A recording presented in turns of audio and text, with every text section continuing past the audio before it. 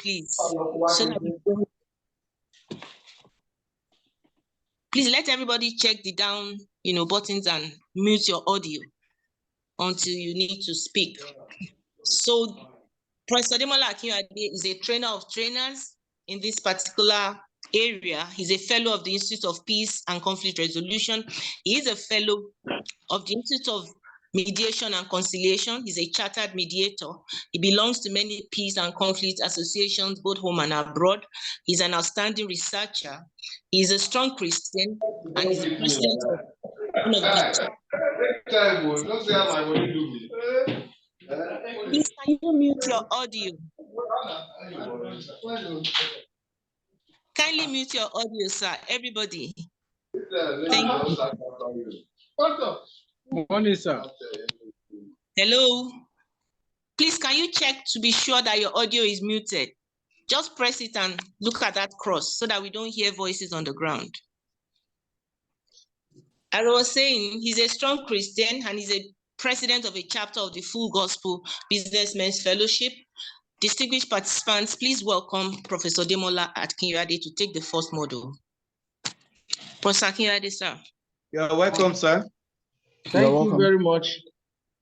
Thank you very much, everybody.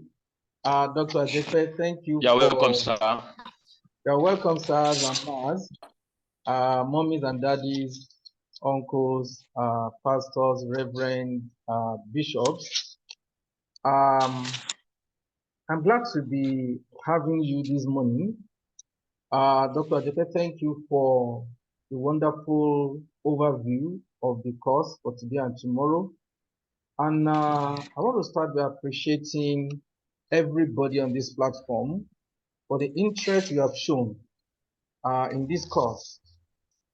When we sent out the call for the training, we were expecting between maybe 40, 50 people, but we were amazed when we have over 100 participants.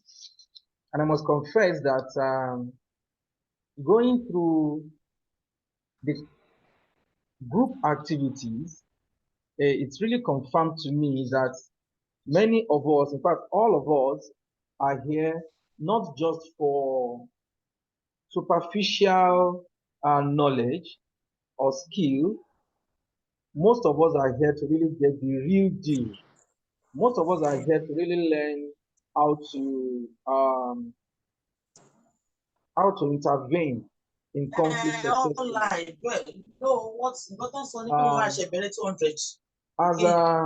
Please, everybody should mute their microphones unless you want to speak, please, so that we don't have interruption in the course of the program. As Dr. Adefe said, I've had to train all over, conduct trainings here and there.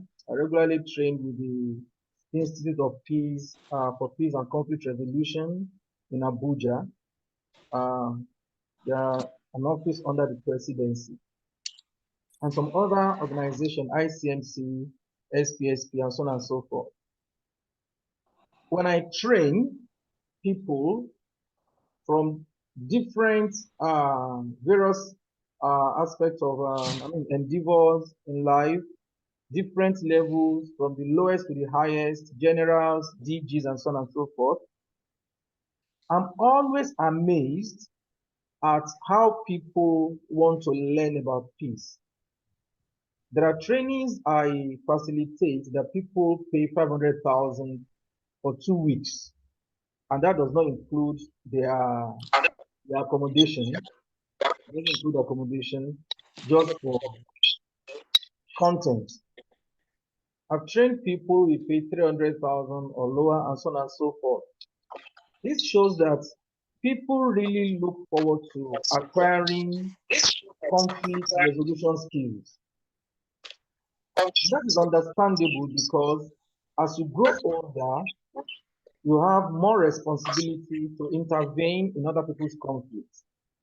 And many of us would have experienced a situation whereby somebody intervened in our conflicts, and instead of improving the conflict or improving the situation, they made it worse. I've experienced that a lot of time.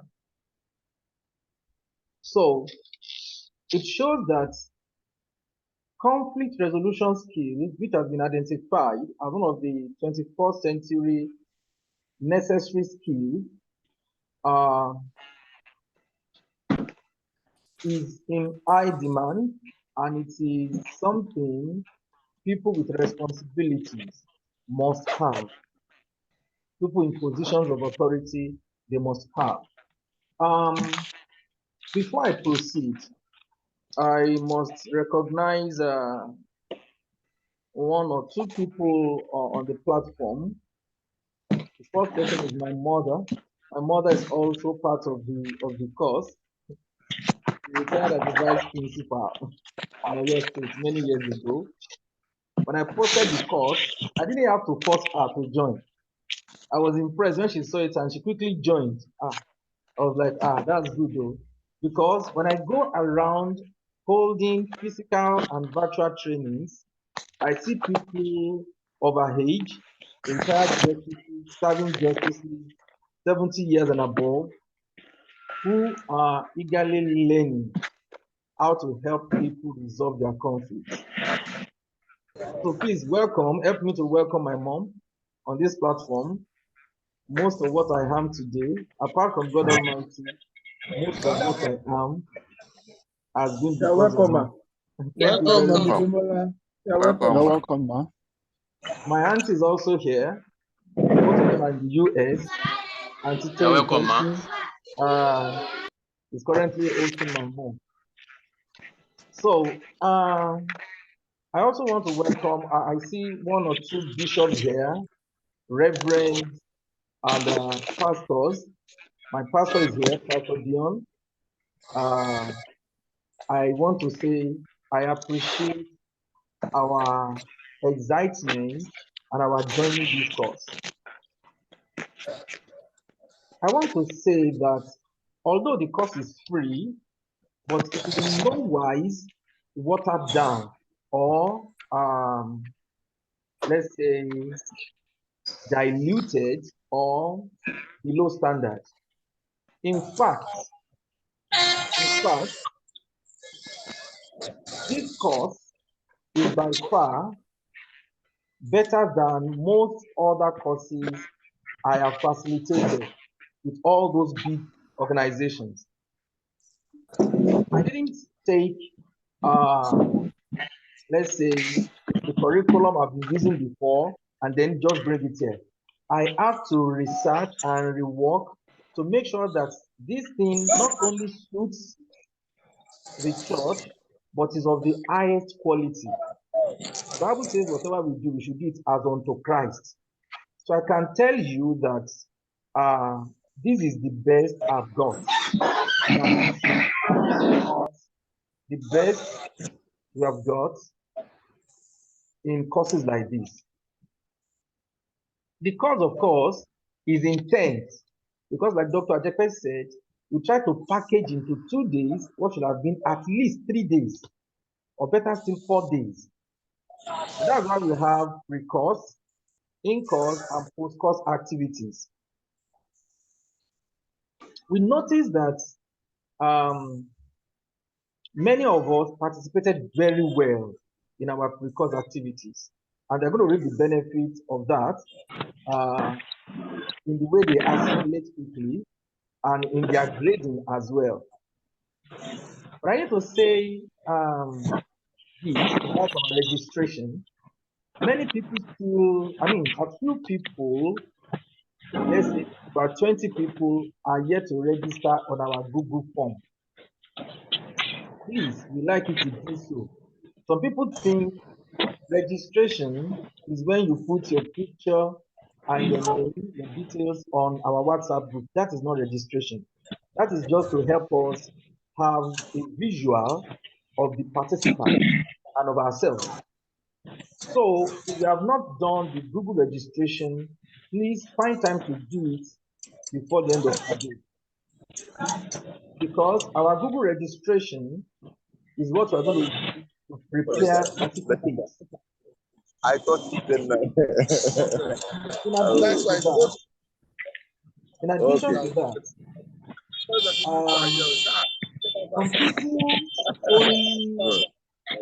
some people only registered with their surname. You see, in the form, he said surname last. Surname last, because we have in mind preparation of certificates.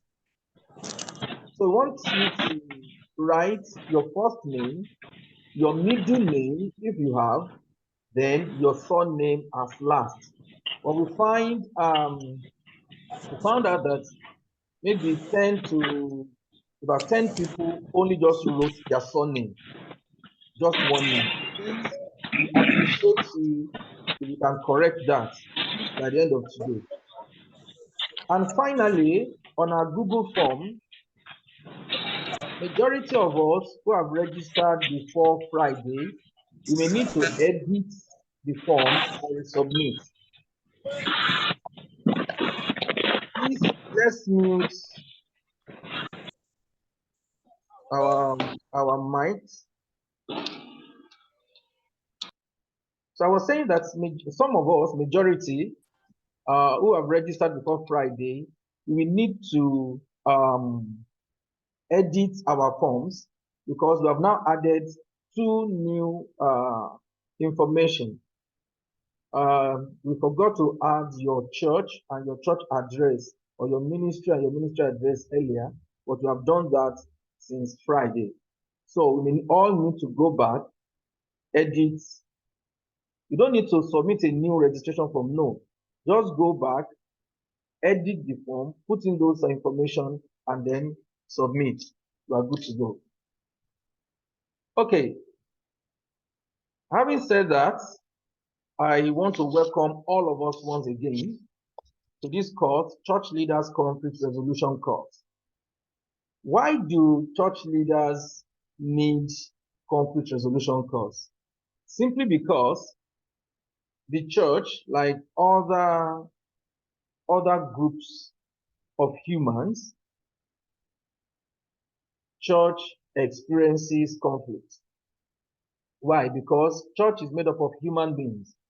And human beings, because of our differences and so on and so forth, we have conflict necessarily. Even conflict has been part of the church from the beginning. From the beginning. Conflict has been part of human existence right from creation. And I like the fact that in our pre-course activity, many of us were alluded to that by unearthing many cases of conflict in the scripture. When we learn about conflict, the very first thing to learn is for us to understand certain concepts that are germane in conflict management. All these concepts, or most of these concepts, we use them every day. We use them, we have the layman understanding of this concept.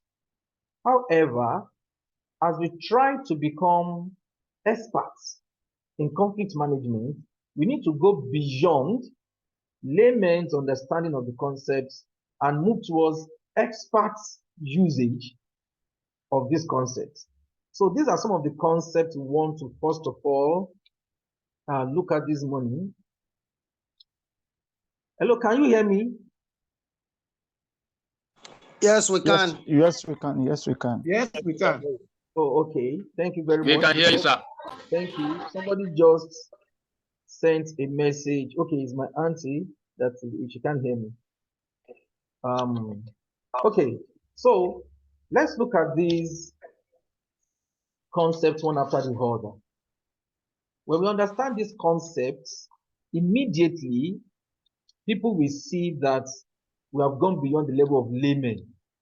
When we understand them and we use them appropriately, people will immediately know that something has happened to us.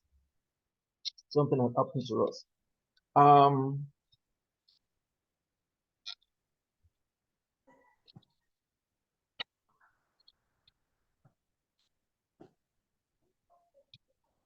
So, some of these concepts include conflict, disputes, peace, violence, and non-violence. There are 5 concepts, but actually 4 of them are the most important concepts, and we shall be looking at them shortly.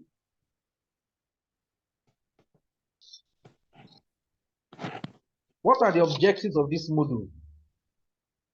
The objectives include that we will all become familiar with the key terms in conflict resolution, and we'll be able to differentiate between the terms.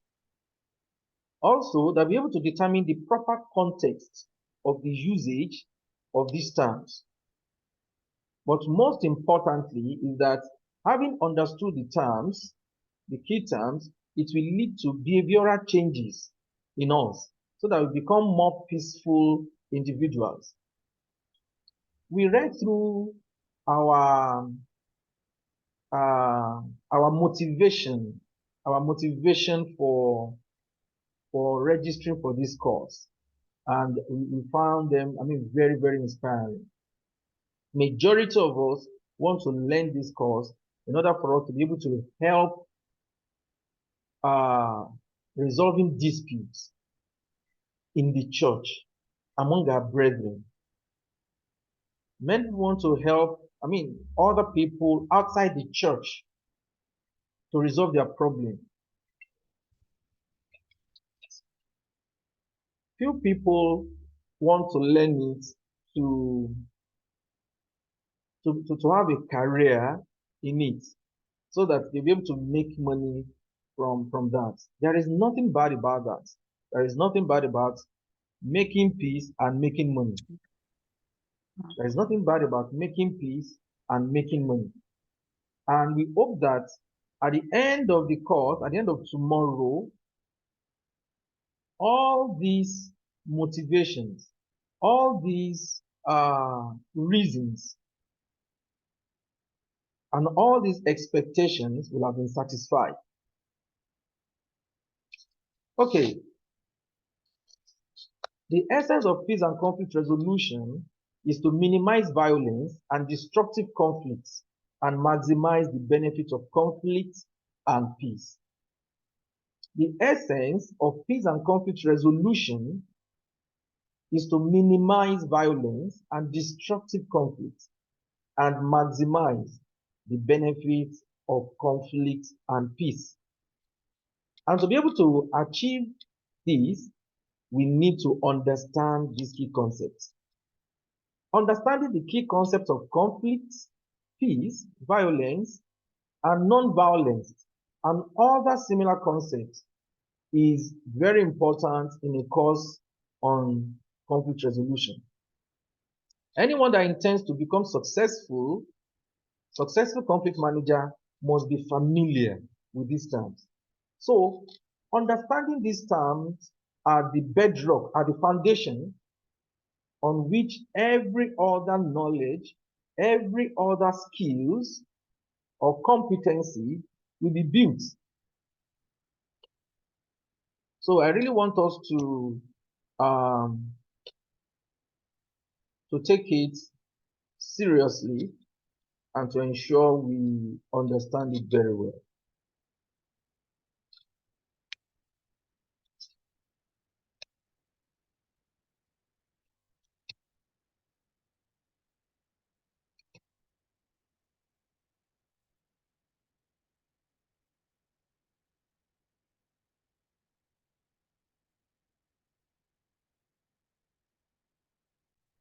Hello? Hello? Okay. Hi. Okay. Good. Yeah, yes, sir. Thank you. Thank you very much. I'm trying to let some people in. Thank you. So let's look at these concepts one after the other. Starting with the concept conflict. Are we still seeing my Only screen? unmute yourself, please. We can see your screen. Yes, we but can. Yes, we can. Background.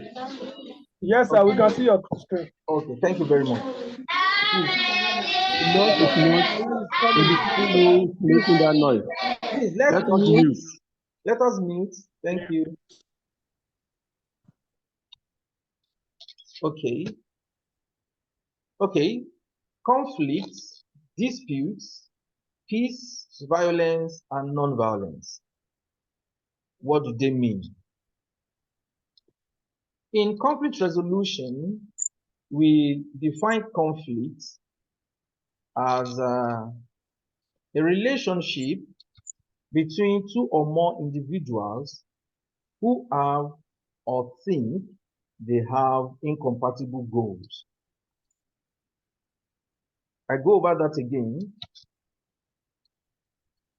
Conflict is a relationship between two or more individuals or groups who have or think they have incompatible goals. I think my screen is hanging kind of. Okay. So conflict is driven by perception of incompatibility. Incompatibility of goals, interests, or values.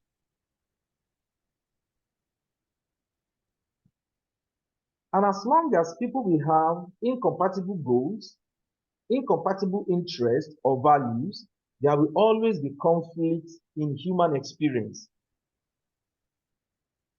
And from this description, you will see that conflict is not necessarily negative or positive, because that our goals are incompatible is not in and of itself evil. What makes conflict becomes evil is how we now respond to or how we handle, how we treat this perception of incompatibility. So conflict has causes, those things that cause it, costs, and benefits. So some of us, hearing about the benefits of conflict may sound a little bit strange, but the truth is that conflict has benefit. Because many times what we are familiar with are the costs or the consequences of conflict. So we can categorize conflict using different parameters, using different yardsticks. We can use the yardstick of outcome of the conflict, and when we use that, we can have functional or dysfunctional conflict. In other words, we can have constructive or destructive conflicts. We can also use the parameter of usage, the extent of use of violence by parties. So we have non-violent conflict, we have violent conflict. An example of violent conflict is armed conflict. We can also use the parameter of the major driver of that conflict. And if religion is driving the conflict, we categorize the conflict as a religious conflict. If it is ethnicity or ethnic sentiment that is driving the conflict, we classify it as ethnic conflict, and so on and so forth. We have ethno-religious conflict, which is a combination of ethnicity and religion. When a combination of ethnicity and religion is driving a particular conflict, it's usually a very, very difficult conflict. For instance, you have maybe a settlement where majority, well, no, not necessarily the majority, where we have a group, I don't get that. let's say, Hausa Fulani. Yeah, don't say the soil that to me. I don't collect that. And then another group in the same settlement, let's say Igbo traders who are predominantly Christians and Southerners. So, Mr. Pastor Anodare, please mute.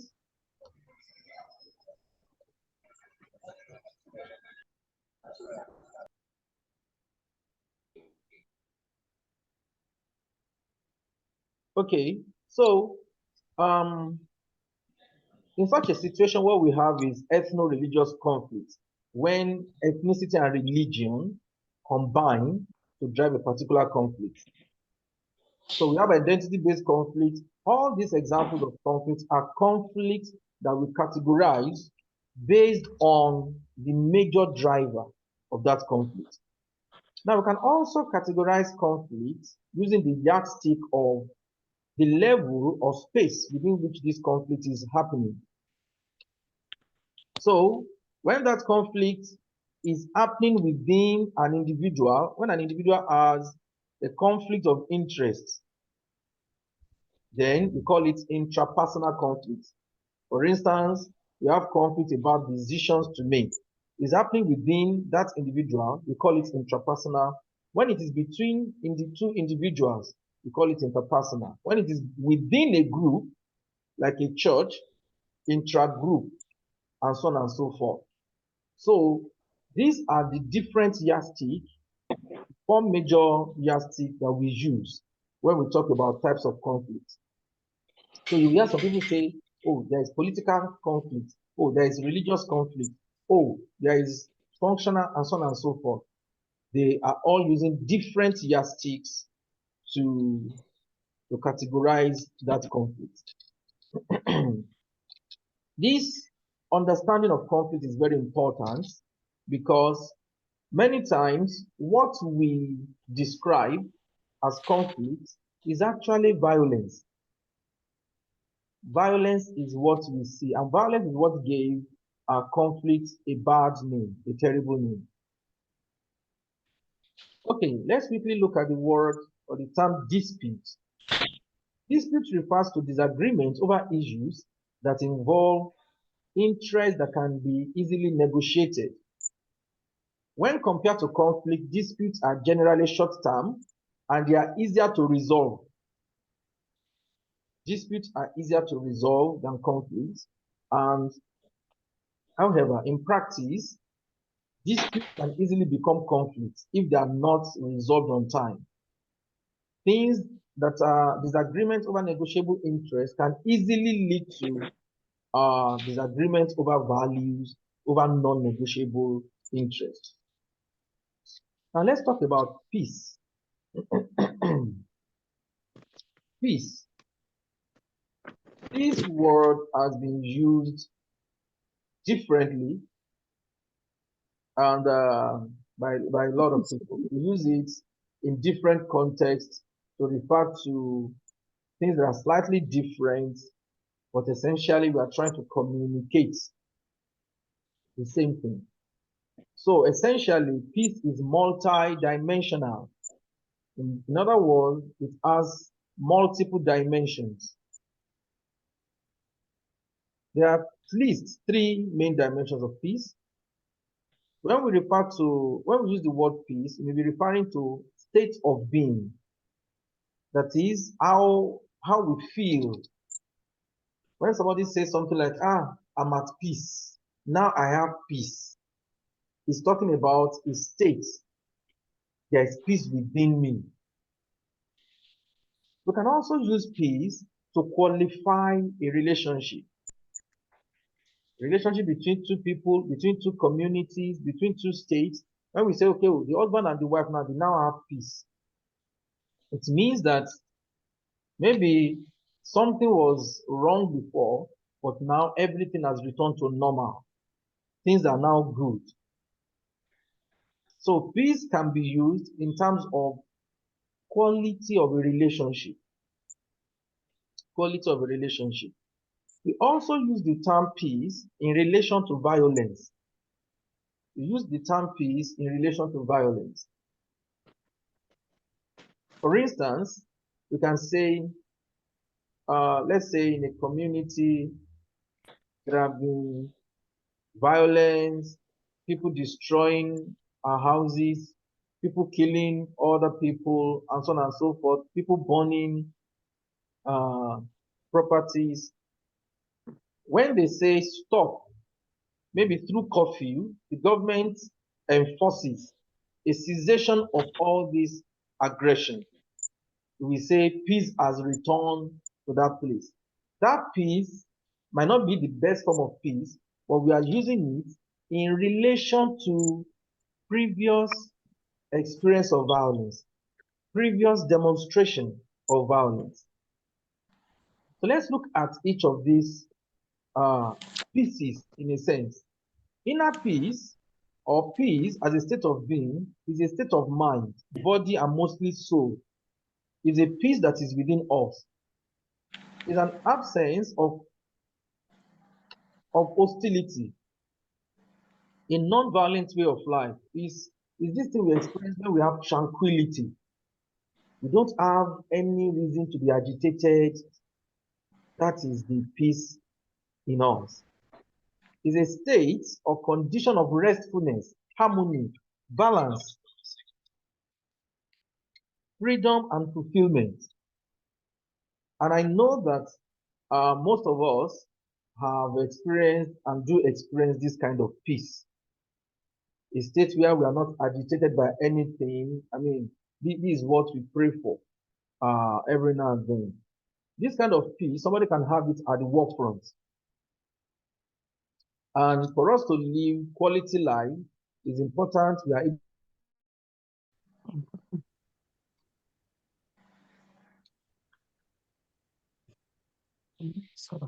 hello. Hello, sir. We lost We you. can hear you, sir. Hello, sir. Hello, hear you, sir. We sir. cannot hear you. Okay, I just saw that my internet went off briefly. Okay. Are we still seeing my screen? Yeah. No. Okay, let me quickly. No, sir. Okay, ma. Let me share my screen again.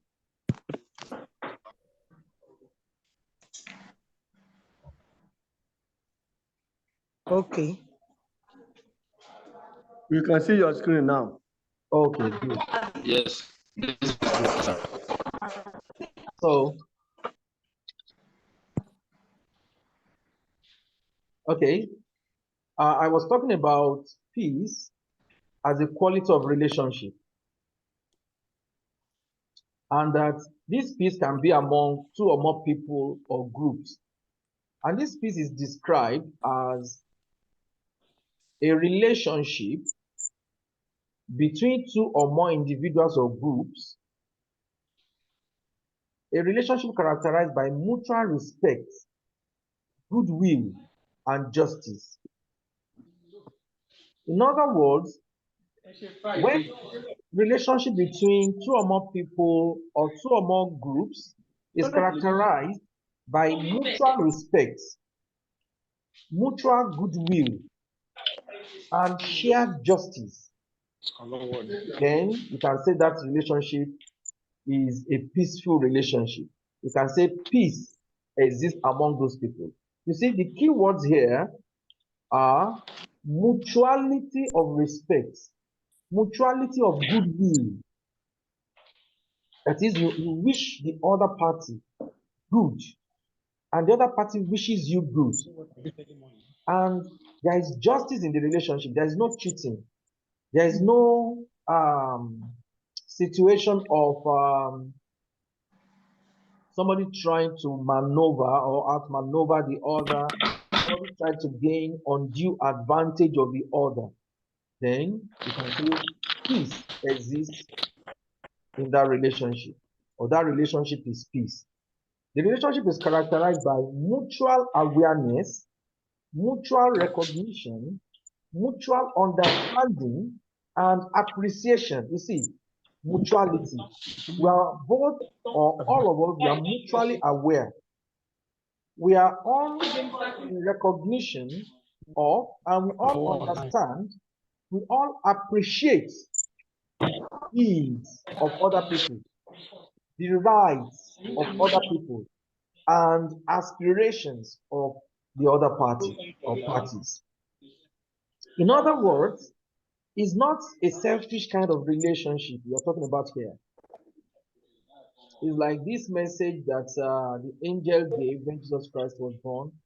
Glory be to God in the highest, peace on earth, and goodwill towards men.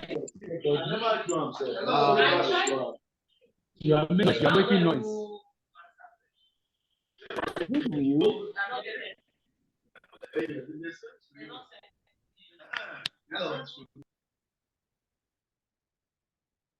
I'm trying to mute some of our participants who have forgotten to mute. Okay, so you see, peace as a quality of relationship, or peace as a relationship, is a relationship that has all these elements, where parties are aware, they recognize, they understand, and they appreciate that other people have needs, whether it's basic human needs or whatever need or special needs, they have needs. Other party has rights, either guaranteed by law or God-given rights, and they have dreams, they have aspirations to better their own life. So when parties are aware of all these, they recognize, they understand, they appreciate all these, the relationship is peace. We will recall that we define conflict also as a relationship between two or more parties who are or think they have incompatible goals.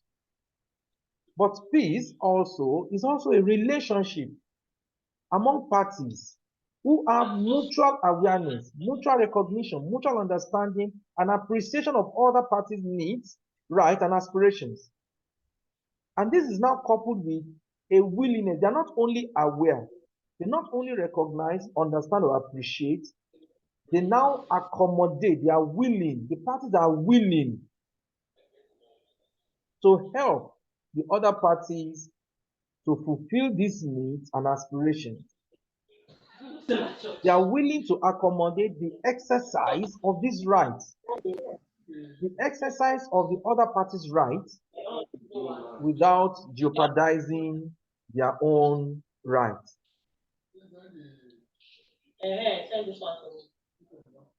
Hello, ma'am.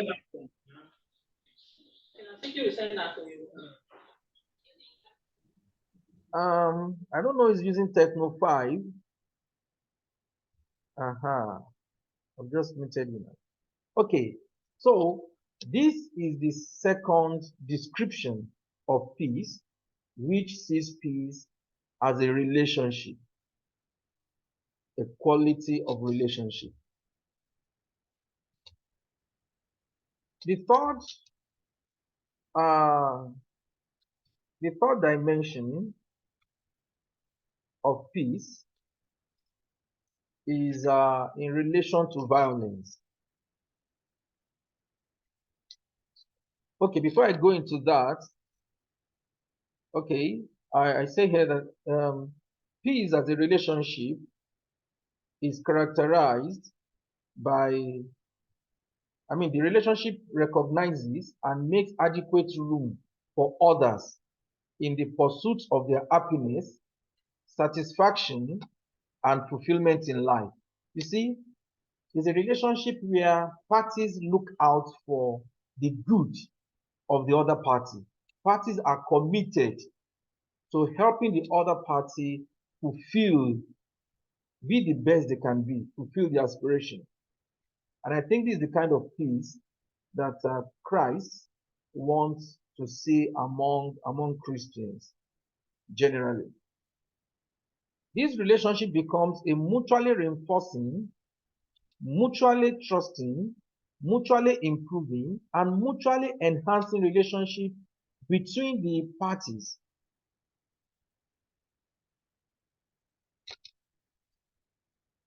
In relation to violence, this can be seen as a mutual effort by all parties in violence and stakeholders to reduce or cease hostilities and create an environment in which further violence would no longer flourish.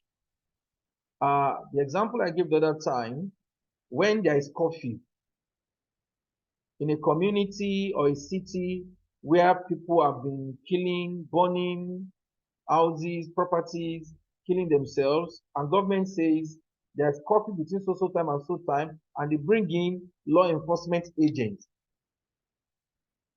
People living in that situation and people watching them can say, oh, finally we have peace.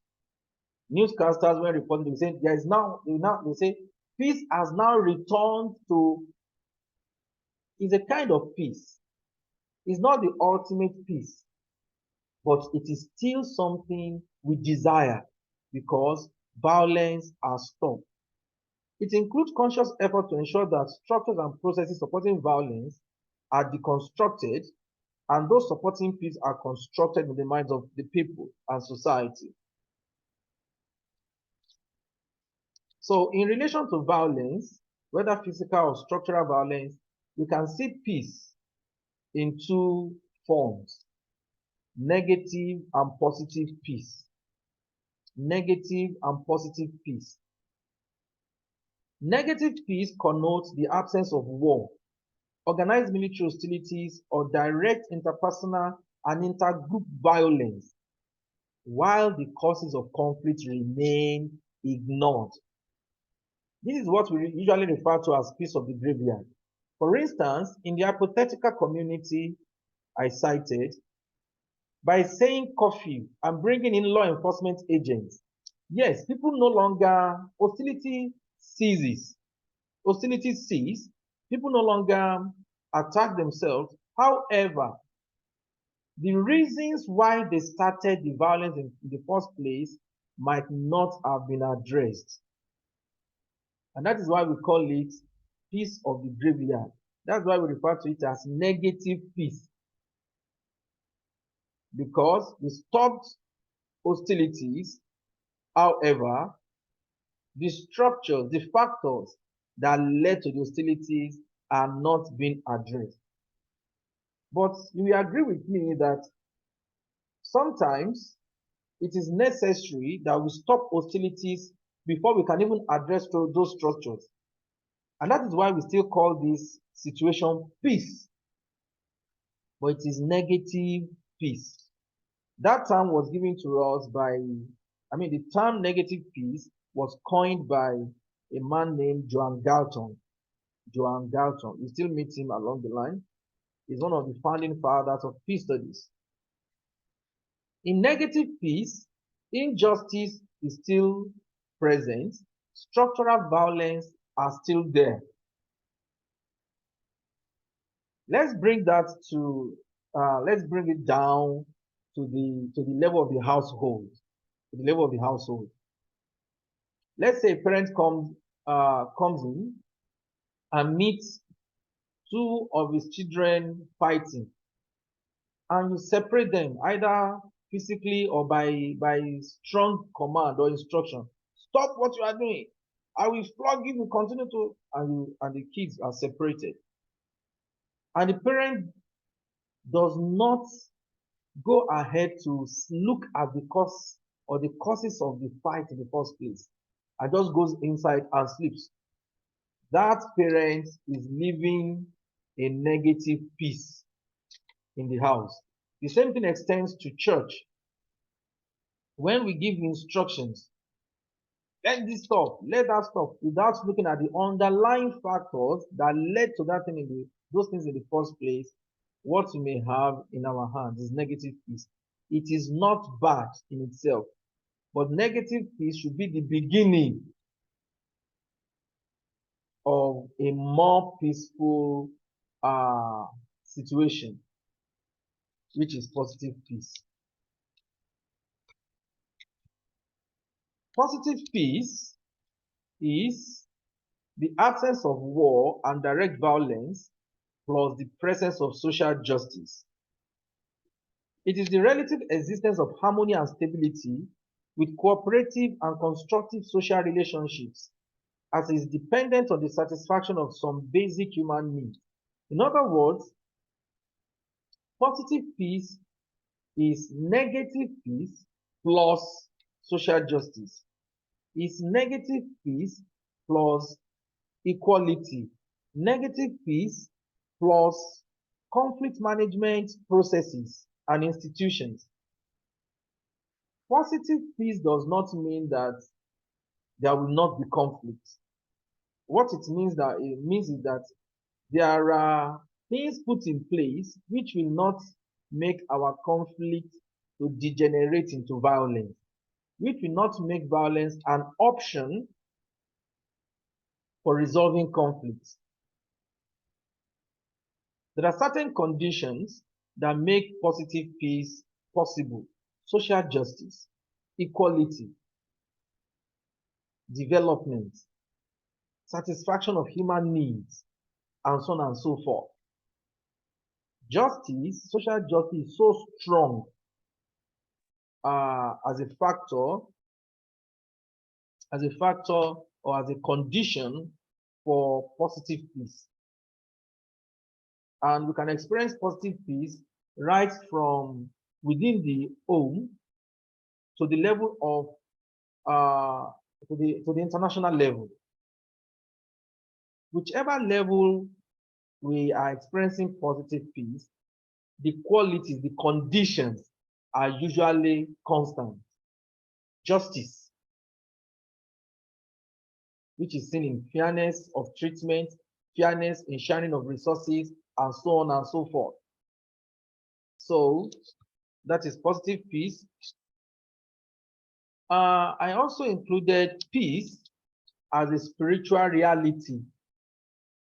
Peace as a spiritual reality. In some cases of civil war, especially a good example is the case of Liberia. When the civil war was raging, it took women praying and fasting, as in actively praying and fasting, for there to be peace, for the peace to be enforced on the warlords. So that goes to say that the spirituality of peace is a reality, not only within religious circles. So peace as a spiritual reality refers to supernatural condition that compels any or a combination of the three dimensions of peace to actualize in a given physical situation as desired by the enforcers. This is what I mean. Let's say a parent sees that maybe the marriage of his child is characterized by violence, husband beating wife, and so on and so forth, and the parent decides to pray for peace. I know most parents on this platform, they've done that. And you will see that without talking to the children, without them going anywhere, you just find out that things return to normalcy. And this can be achieved not only within the home context. I've given an example how Liberian women fasted and prayed, and it's documented in research outlets, in publications, that this was a significant contribution to bringing about peace in Liberia. So there's a spiritual dimension of peace, and it requires humans reaching out through spiritual activities, prayer, fasting, sacrifices. We reach out to supernatural forces to bring about desired dimension of peace in a given situation. Whether we want peace in relation to violence, we want peace as a quality of relationship, or peace as a state of being, as a state of mind. All these three dimensions can be compelled, can be enforced through supernatural conditions. Now, we have this short activity, and I will like responses, very short responses from few of us. Now, the 4 dimensions of peace we have talked about. Which peace do you think Jesus Christ referred to when he said in John 14:12, "My peace I give unto you"? If you want to respond, just raise up your hand. I will call you. That's question 1. Each responder will respond to just one of the questions. Question 1, which peace do you think Jesus Christ referred to when he said, "My peace I give unto you"? Not as the world giveth. 2, what dimension of peace is in this quotation? And the peace of God, which surpasses understanding, garrisons your heart. I can see your hand, Madam Favor Adiaga. You'll be the first one to respond once I finish. Number 3, do not think that I have come to bring peace to the heart. I did not come to bring peace, but a sword. Which kind of peace was Jesus Christ referring to there? When you enter a house, say, peace be unto this house. Which kind of peace are we talking about? Or was Jesus Christ talking about there? And in Mark 4:39, when Jesus Christ said to the raging sea, peace, be still. Which kind of peace was he referring to?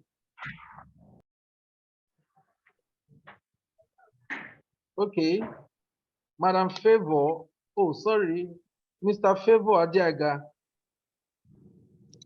All right, sir. I think that's the first one is talking about the negative peace, because it doesn't mean there won't be challenges in the world, but based on your explanation, I don't know if I'm correct. Okay, you know, he said there that my peace I give unto you, not as the world gives. Okay, before I make my comment, let me see whether other people have comments to make, thoughts to share.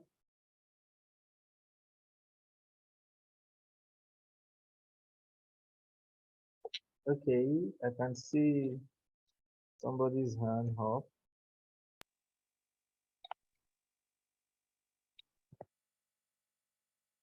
Okay, Madam Adenike. That part we're talking about an inner peace within an individual. Where Christ said, the peace I give to you, it's an inner peace for an individual, not a general peace. It's personal inner peace. Okay, thank you very much. So, Pastor Diaga, what Mr. Adenike just said is more like it. Jesus Christ was talking about giving us inner peace, peace within ourselves. Okay, we still have 4 other questions. Who is helping us? Okay, I can see another hand up. Another hand up. Madam Folake Ashaolu, please go ahead.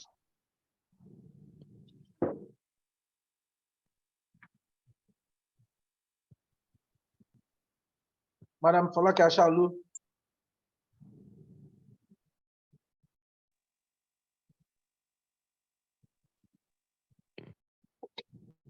Okay. Hello, can you hear me now? Yes. Okay, I'm sorry, I didn't unmute myself while talking. Actually, I want to ask that you please summarize or just mention the different dimensions of peace we have for those of us that joined late. Yes. Okay, we talked about inner peace, peace within a person. Okay. We talked about peace as a relationship between parties, a relationship that is characterized by mutual respect, mutual recognition, mutual goodwill. That's the second. We talked about peace in relation to violence. Peace as a form of cessation of hostility during or after violence. And fourth, we talked about peace as a spiritual reality. Okay, sir. Yes, ma'am. So I saw another hand. The name here is Constellation Realty. Constellation Realty. The peace can be still. Peace be still. When Jesus said, peace be still, that is peace is talking about peace in relation to violence and also spiritual reality. Yes, thank you.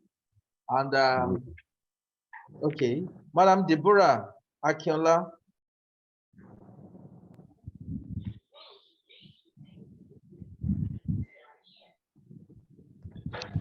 Madam Deborah Akinola, please go ahead.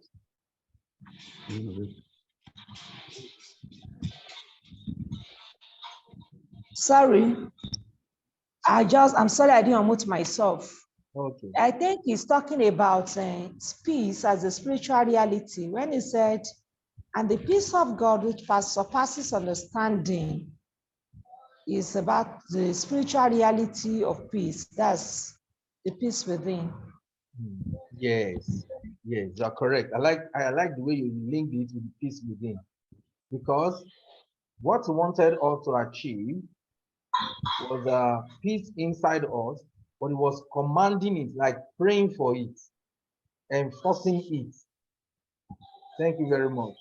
And that also applies to what the last speaker said, in the sense that, yes, Jesus Christ was talking about peace in the physical realm, but we see that he's bringing it from the spiritual dimension, enforcing it on the raging wind. Okay, Madam Folake Ashalu. Yes, sir. I want to relate this third one.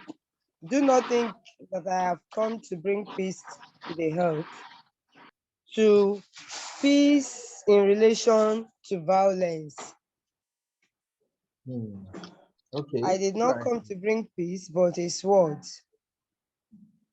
Peace in relation to violence. Am I right?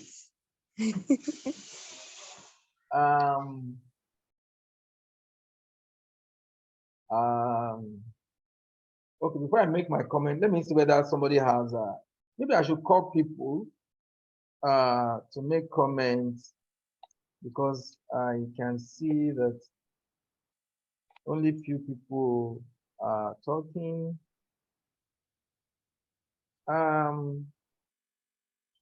Madam or Pastor or Shuma Kinde. Okay, somebody's hand is up. Okay. Yes, Alexander Omoso. Omoso, please go ahead, please, sir. I want to suggest that Jesus saying, "Do not think I have come to bring peace on earth. I did not come to bring peace, but to sword." I want to suggest it refers to the quality of relationship that may be existing amongst people, amongst human beings. You know, peace as a quality of relationship. Exactly, because we see that we can say that because we see that Jesus Christ now went ahead to start mentioning certain relationships. Said conflict between father and this, between daughter and son and so forth. Yeah, so that one addresses our relationship. Okay. I know if you want to go deeper, you now be looking at it like, because accepting Christ may set you, may bring you at loggerhead with certain people, all that kind of stuff.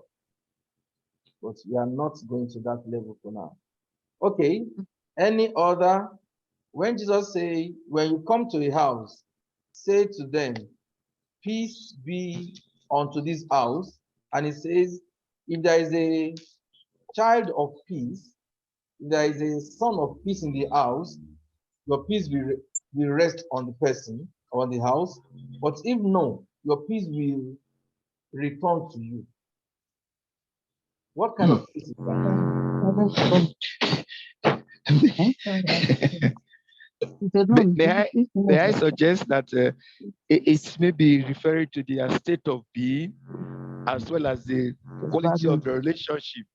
As when he said, if the son of peace is there, let your peace return to you. You know, in which case when you come in there and you pronounce peace be upon you, and the people are like, who is this? So the relationship that their reception is not there.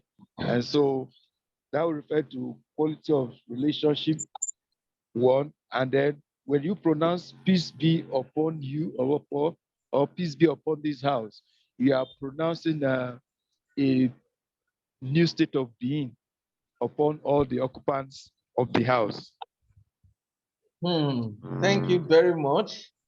Okay, let's hear another person before I give my view.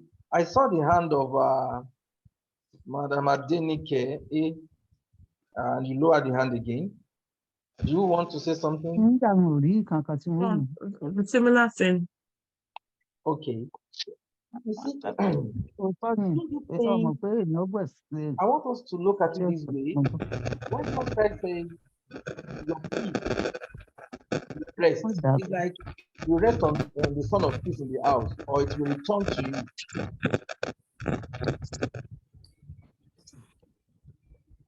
Hello? Or it will return to you. It's like peace is a commodity. It's like that peace is tangible. It's like that peace is a force.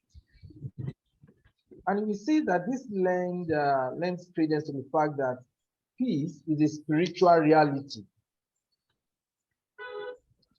Peace is a spiritual reality. In other words, some people can get somewhere and their presence alone in that house or in that household can be the beginning of peace in the household. Okay, I give this quick example. I've had this about a mother-in-law. She said that about herself. She said that anytime she goes to her married children's homes,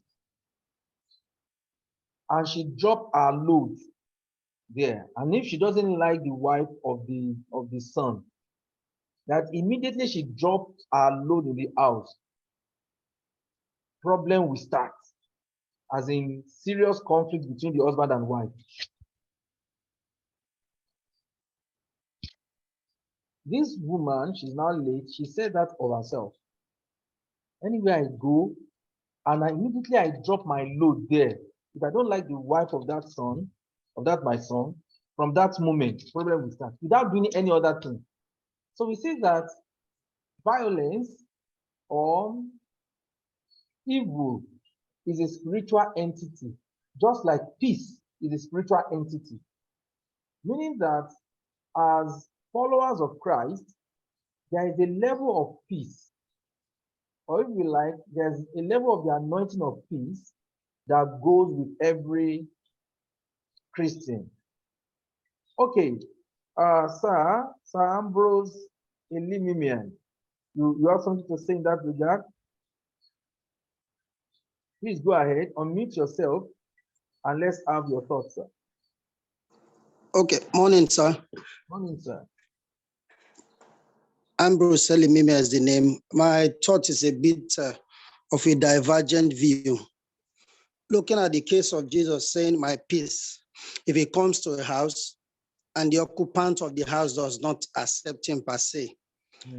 I'm looking at it from the aspect of your teaching, which says peace is multidimensional. Looking at peace as multidimensional, if a believer or a Christian is to come to a house, being that first instance, entering the house, you bring the word of God to them like we preach, and you go in that regard. Is peace not meant to have persevere? Where is the place of love? If we do it that way now, I want that place to be properly explained so we don't get a bit confused. I go out to preach the gospel, and we've seen cases where persecution arises. Are we not supposed to persevere, looking at it that we are bringing peace? This house that we are bringing peace to, that he said is a commodity. Naturally, they might want to accept, but looking at it from the spiritual, they are not accepting our peace. Is there no spiritual connotation to it? Our place of praying through. So I see it as more of a spiritual aspect, that if you are going to the strong man's house, you need to first and foremost bind the strong man. So I'm looking at it in that regard, being spiritual, more of spiritual than just we coming there to bring the commodity of peace and they are not accepting our peace. That's the aspect I'm looking at it from, sir. Okay, sir. Thank you very much. You're taking it to a deeper, or let me say, you're applying it to a wider idea by talking about we need to persevere, this and that. However, what we are saying is that in the sense that Jesus Christ said, you can give your peace, you can take your peace. You can give your peace, you can take your peace. That shows that peace is something tangible. I mean, let me say, it's a spiritual reality. You may not be able to touch it, it may not be tangible.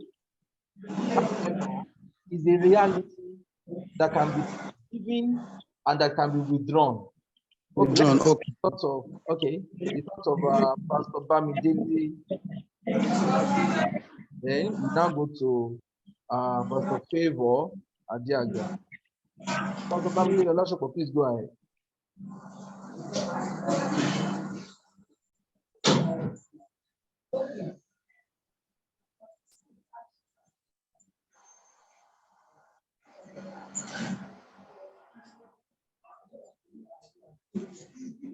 Pastor Lashuko.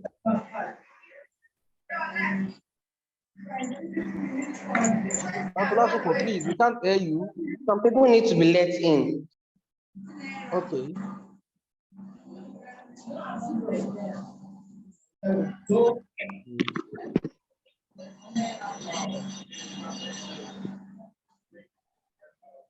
Everybody in the waiting room has been let in. Pastor Lashuko.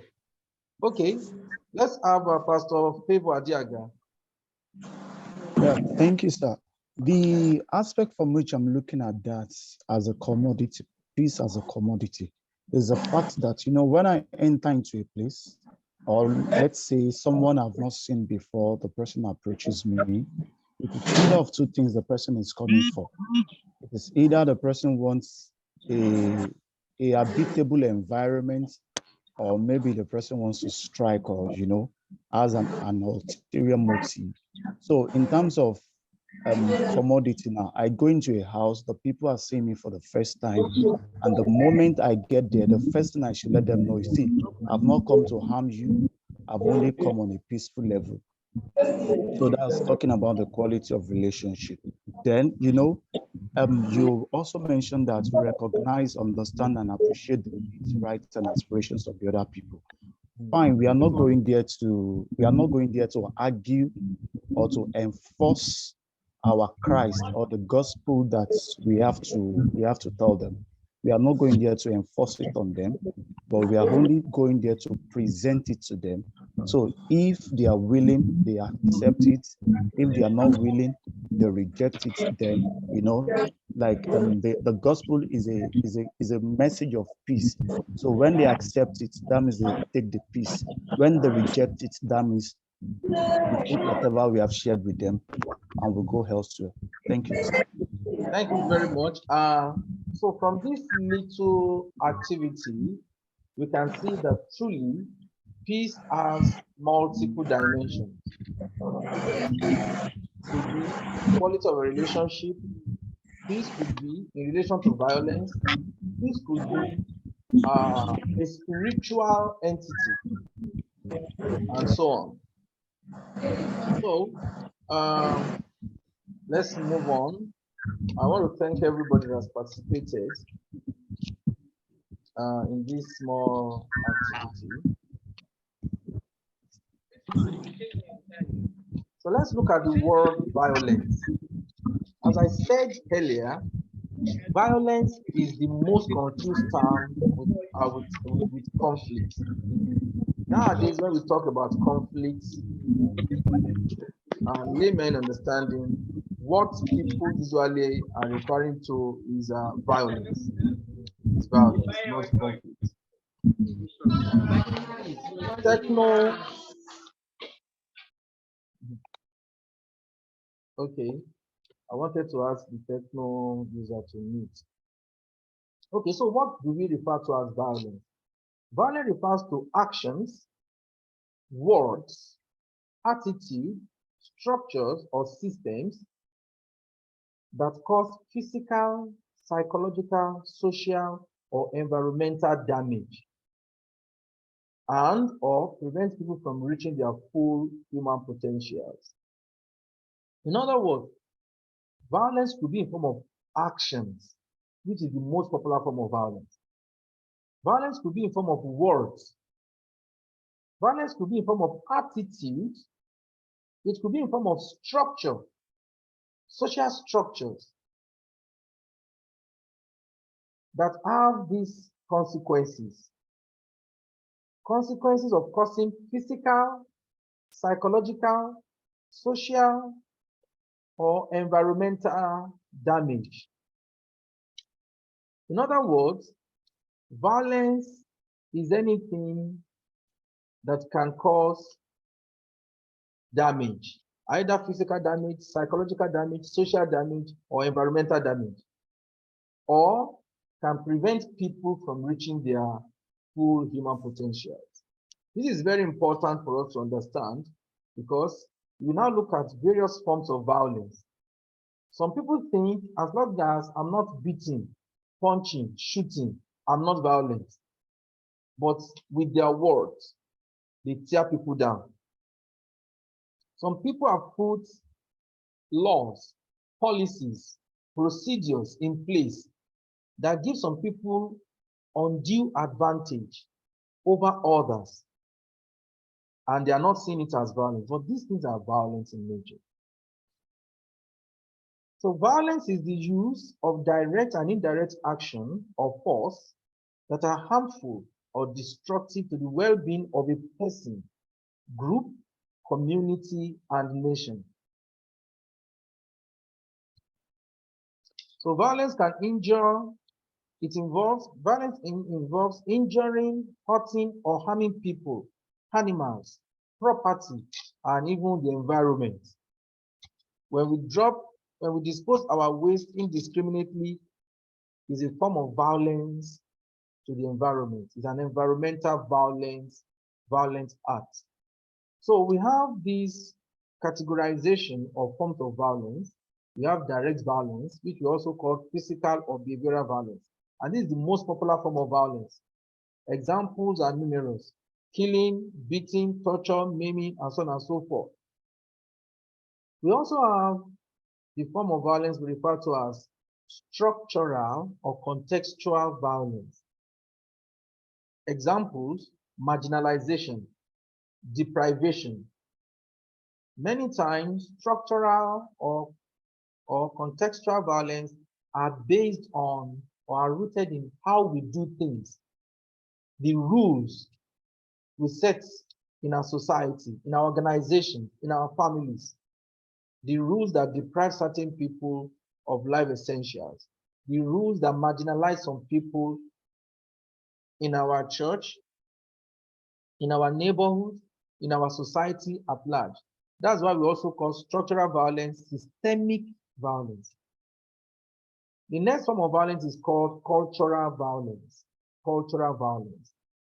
Examples are feelings of hatred, fear, mistrust that we have in our culture. There are certain things in our culture or cultural practices that support structural violence, that support direct violence.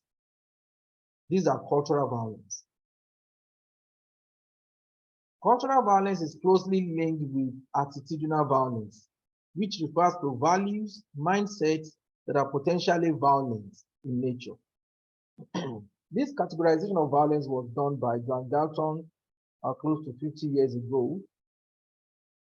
And it helps us to see that violence could be in different forms, in different categories. And once we understand it this way, as conflict managers, we are better prepared. We are better prepared to tackle these various forms of violence. Now, physical violence is the use of physical force against another person's body, his will, and is expected to inflict physical injury or death upon that person. It involves harming the mind or body of that person. Example, torture, rape, mutilation, or beating in order to exert coercive influence and ultimately a threat to life itself. A disturbing example of physical violence is armed conflict. And another name for physical violence is direct violence or behavioral violence. Physical violence is also called direct violence or behavioral violence. Structural violence refers to unjust, unequal, and unrepresentative social structures, and processes and situations. It involves creating social, economic, and political asymmetries, inequalities, and injustices that keep individuals and groups from reaching their full potentials as humans. For instance, in certain political systems, maybe let's say local government, the largest town sometimes gives no room for smaller towns to become, people from smaller towns to become local government chairman. In some other places, what they do is that all the juicy positions are reserved for some people of one religion or of one ethnic group at the expense of the others. Sometimes we are talking about juicy things like scholarships. With due respect to Pa Awolowo, Obafemi Awolowo, he did a lot. A lot for us as Yoruba in terms of education, development, and so on and so forth. He's a giant when it comes to Yoruba race because of his achievement. However, some people looked at the distribution of scholarships then, and they found something interesting. And it was so, I found it so interesting too. She said, scholarships for professional in quotes, or for his professional education, like law, what we used to call professional in those days, law, medicine, accounting, said most were given to Ijebu people. But when it comes to scholarships in education, that is what they pushed to the other people, especially the Ikiti people. The first time I heard it, it was so funny. But there are evidences to support the claims, to support those claims. That could be seen as a form of structural violence because it gave advantages to certain groups at the expense of other groups. This is an example of structural violence. And structural violence is usually created by our laws, policies, rules, government actions of organizations, even in families, to the level of groups and individuals. When these laws favor certain individuals at the expense of others, I've said, and it manifests as marginalization, oppression, suppression, exclusion, disempowerment, and discrimination, among others.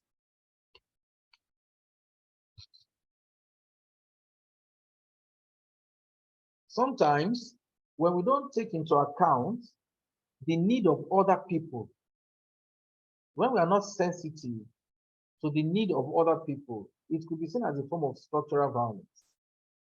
For instance, we have people that we refer to now as differently enabled. We used to call them physically challenged. If you don't make provision for them to access certain facilities, if you don't make special provision for them to attain to some levels in society, it will be seen as a form of structural or contextual violence. Cultural violence refers to using aspects of our culture to justify or legitimize both direct and structural violence. It could be an aspect of our religion, aspect of our tradition that say, oh, women should not go beyond this, oh, male child should not be able to do this, and so on and so forth. Attitudinal violence refers to violence in our attitude, violence as a result of mental processes, the values that we hold. These attitudes in themselves may not be violent, but they may help us to justify violence. They may become sources of violence or make violence to operate unchecked.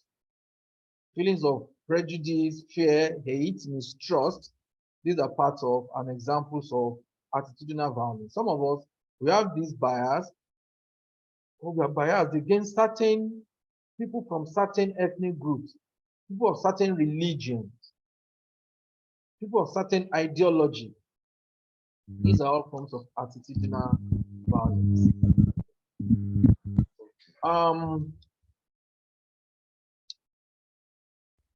Hello, are you with me, stars and Mars? Yes, we are with you. Yes, sir. Oh, Yes, sir. I'm with you. Yes, we are with you. thank We are you. with you, sir. 100%, I sir. want us to take like 5 minutes to reflect on this. We need to consider how we perpetuate violence and what we need to do about it. As in how you, as an individual, perpetuate violence. Which kind of violence? Out of this, which form of violence do you think you are predisposed to perpetuate? Yes. Maybe within the It's family, maybe in we your church. encourage several people to come. That does not go far. Yes. Everybody just want to hear your voice. That's it now. I cannot come, but So please, let's make mental notes of this, or even let's put it in a note. We're not asking us to share it, but for us to just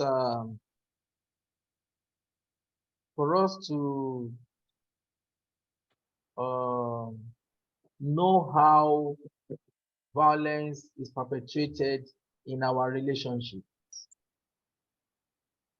So let's just do that in the next 2 minutes thereabout.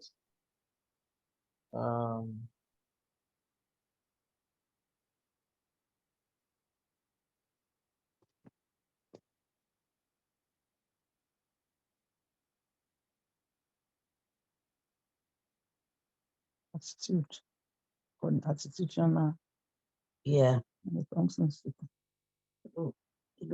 share the church. Okay.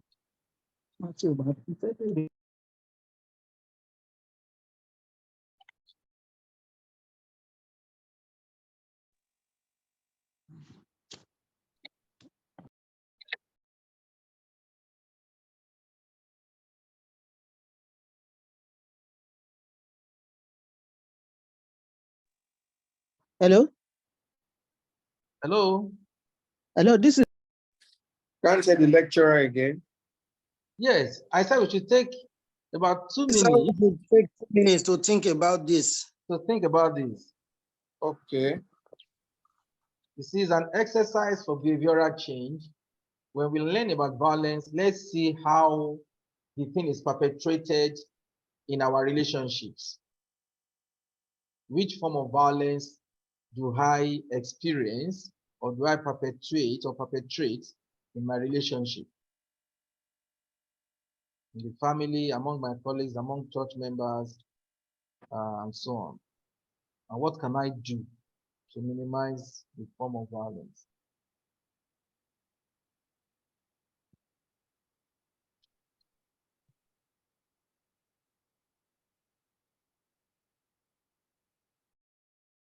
Okay, Mr. Bamidele Olashupo, please. You raised your hand.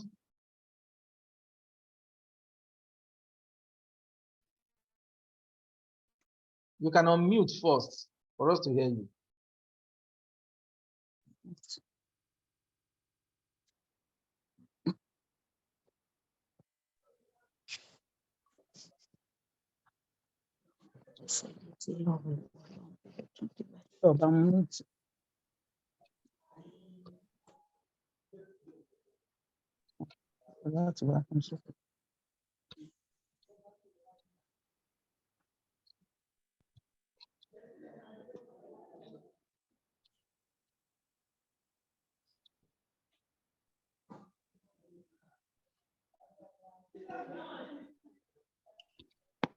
Madam Folake Ashaolu, please. Yes, sir. I want to say that it can, like from what you taught us, one can also say that a man not sensitive to the emotional needs of the wife can lead to violence. Yes, sir. You are correct. In fact, That's what I want. It's a form of gender-based violence. Can you hear me, sir? We can hear you now, sir. Okay, good morning, sir. Good morning, sir. Okay, so the inability to manage this can actually lead to violence. If you remember, before you move to violence, we talk about peace. Someone raised an issue on peace and peace management when we go out. Jesus already knew that we will have some people who may not be able to admit properly, and those who may not be willing to take the peace that we carry. So peace is not to be forced. And that is why we are also learning about conflict resolution and management. So if we don't understand how to admit peace properly, there will be violence. So we need proper education on all of this. And we need to be very, very careful. Of course, you can get away with certain things in a country like Nigeria. Outside Nigeria, you may not be able to get away with certain things. And that's why we need this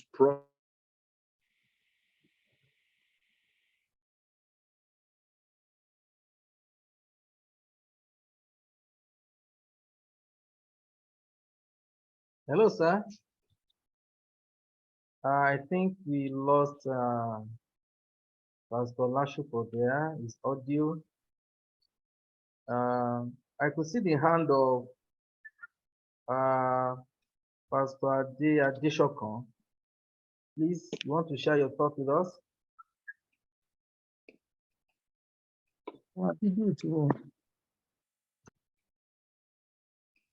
Pastor Adeshokon.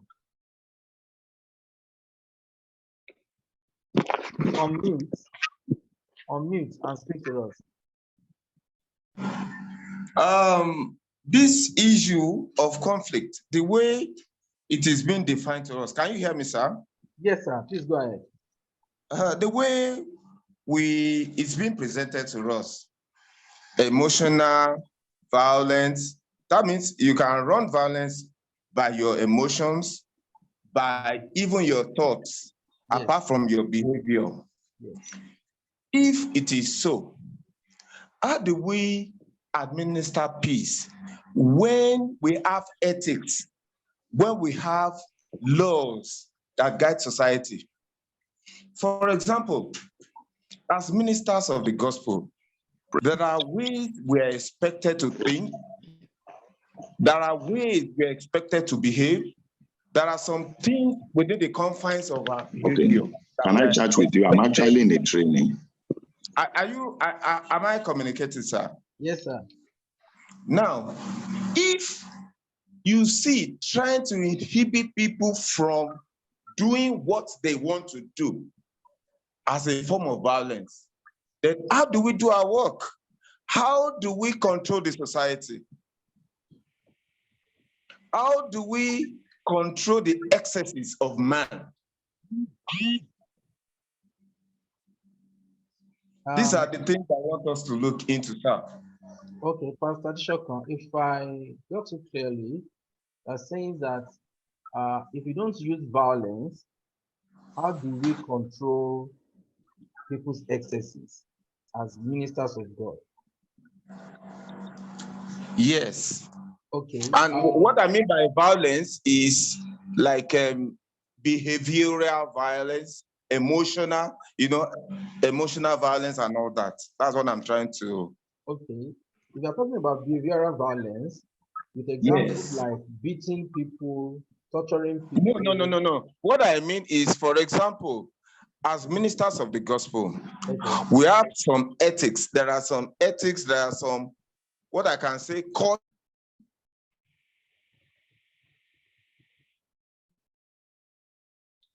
Hello, sir.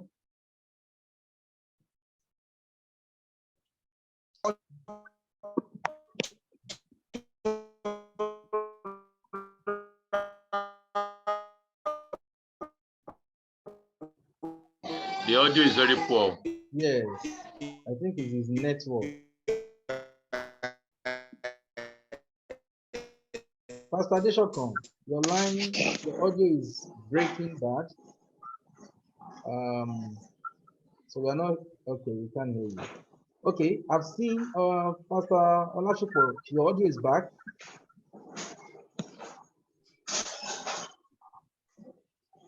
Pastor Olashupo. Okay.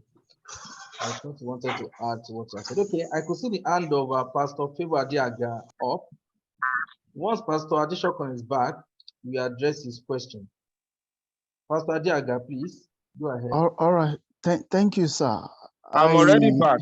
I'm already back. Okay. Pastor Adiaga, please hold on for Pastor Adeshokon to land. All right, sir. All right, sir. Thank you. I'm particularly interested in the area of violence as emotional violence. That you That's can attitudinal violence. Attitudinal violence, yes. Now, my take is this: if as ministers or as leaders of societies, if our duty is to constrict people to live in a particular way or to do things in a particular way, and we are seeing it also from the light of violence, how do we achieve our job? For example, societies are expected to live within a certain norms. And if you see trying to constrict people to live in that jacket, you are seeing it as violence. Then how do we do our job? Okay, thank you very much for that question. What we're saying is that tradition, norms compel us to act in certain ways. Exactly. And as ministers of God, we are expected to act within these norms. How do we ensure that we do our job without being violent? Exactly, sir. Exactly. Okay. You see, there are some religious practices that are no longer acceptable in modern times. Religious practices or cultural practices. For instance, I remember a cousin of mine was getting married many years ago. She's older than me. She's a Muslim. And the Muslim cleric that came to join them, he presented horsewhip to the husband of my cousin as a wedding gift. And his thinking is rooted in, he said, is because every woman comes from her father's house, from her parents' house, as a half-cured mad woman. That it is the responsibility of the husband to complete the healing of madness. You see, that one is rooted in Yoruba. That's a diabolical idiosyncrasy. So, some things like that are no longer acceptable. There was something that happened some years back where it involved Pastor Ideku. He was trying to, Pastor Ideku and his ways. God bless him. I think he slapped. He slapped a woman in the church. Yes, a young woman. In the congregation. People took it up. Thank God everything died down. I grew up in a church, CSC church, where we have this place where we keep people looking for healing. Sometimes they use broom to beat people that they call witches for them to confess. That is no longer acceptable. Very true, sir. So certain practices that were acceptable in the past are no longer acceptable now. And there are certain beliefs that may be rooted in religion, whether properly interpreted or not, which are now seen as unacceptable. But if you look at the teaching of Christ very well, Christ tried to help us purge ourselves from attitudinal violence. He said, pray for your enemies. Pray for those who use you despitefully. I mean, pray for your enemies. We find out that if we're able to do that, I mean, we purge ourselves of so much attitudinal violence. You can pray for people that are using you like rainwater. They are using you anyhow.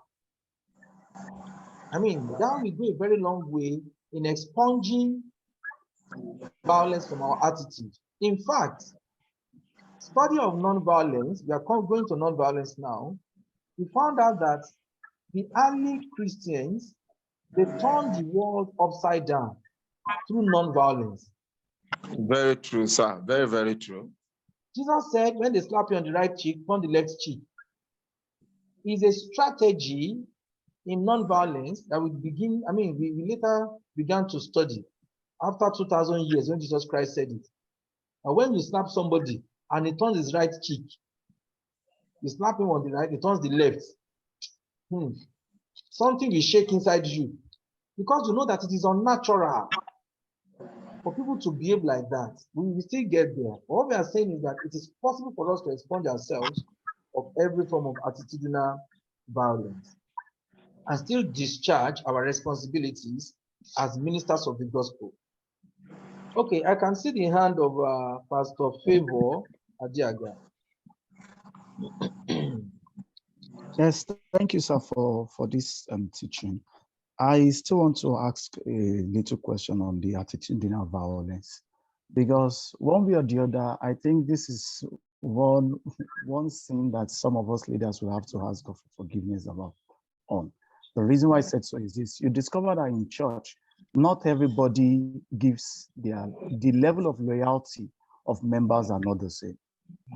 And when you have some members who seem to be more loyal, one way or the other, subtly or however, there are some things there are some laws or rules in quotes that we want to put off that favors them directly. You understand? So I know it is what virtually every leader does. So how do we reconcile that under violence? Thank you, sir. Okay, thank you very much, sir, for that good question.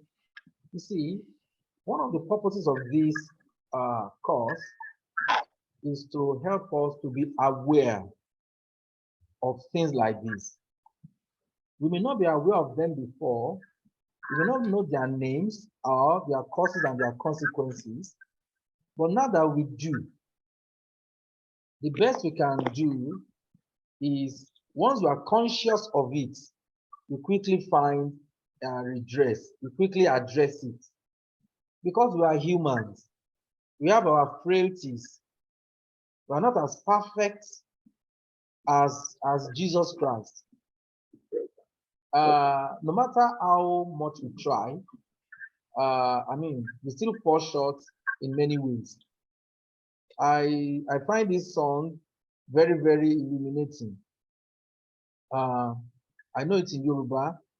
I know that non-Yoruba speakers also be able to follow it through the rhyme. They say, Mo fẹ́ kí n dàbí Jésù. I want to be like Jesus. You say, nínú ìwà pẹ̀lẹ́, mo fẹ́ kí n dàbí Jésù. Nínú this, nínú that. By the time you get to the last stanza, the song goes, the hymn goes, but I am not like Jesus. You see, you find out that all we have to do is to keep trying. So once we are conscious of that form of attitudinal violence in the way we treat some members that are not as loyal as other members, then we want to check it and address it. That does not mean to say that every member is treated alike. Even Jesus Christ did not treat all the 12 disciples alike. There are some he took to the mountain of transfiguration because of their loyalty to him. But what we are saying is that we will not be giving undue advantage to some people at the expense of others.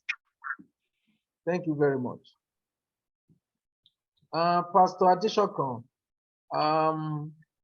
do you have something to say? I want us to quickly move to non-violence. Pastor Adeshokan. Okay, maybe when we get to the general questions, we may ask those questions. Let's quickly look at non-violence. And non-violence is another concept you need to be aware of. And non-violence refers to deliberate restraint from violence in a conflict situation. Conflict situation between two or more adversaries. You see, violence is an option for resolving conflicts. It's not the only option. Violence, I repeat, is just one option for resolving conflict. Non-violence is when we deliberately restrain ourselves from using violence, even when violence seems to be a good option. But when we say deliberately, like Jesus saying, when we slap you on the left, turn the right cheek to on the right, turn the left cheek. It's not natural.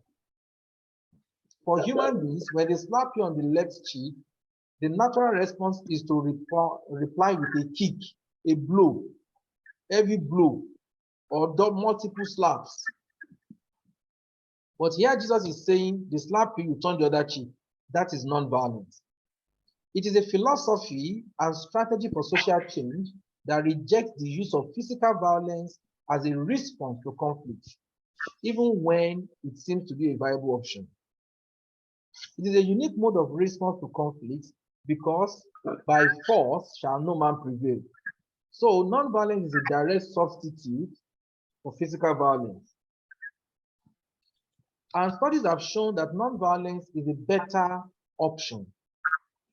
In fact, there is a study of 100 years, they look at 100 years of change of regime in the society, and they look at regimes that were changed through violence, like through coup, through civil war, and regimes that were changed through non-violence.